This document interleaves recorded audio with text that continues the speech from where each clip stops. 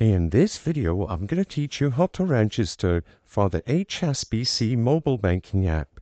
It's a very quick and easy process, so make sure to follow along. First of all, before I start following through with the process of the registration in the mobile banking app, I want to make a disclaimer and say that it's very important that you download the correct HSBC app.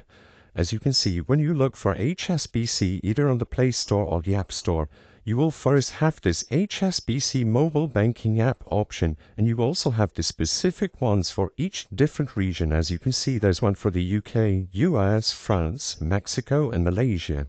It's very important that you do not use this one, mobile banking, because this app is not up to date with today's standards, and as you can see, it is very glitchy.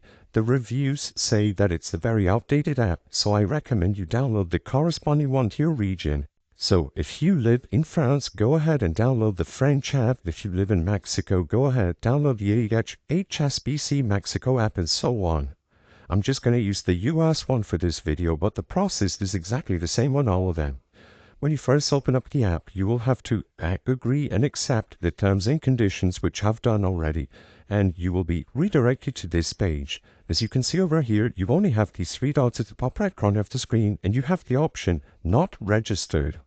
When you select Not Registered, you will be able to register for the mobile banking app, and this is what they're going to need to do. Confirm the identity, you need all of these documents, and then set up the login details, and then you will be able to start using your account. After you select Register at the bottom, you will once again be presented with terms and conditions that you should go ahead and read at your own time, and you should be able to follow the instructions on screen in order to register for the HSBC Bank. I hope I was able to help you on how to register for HSBC mobile banking app. If this video helped you, please be sure to leave a like and subscribe for more quick and easy tips. Thank you for watching.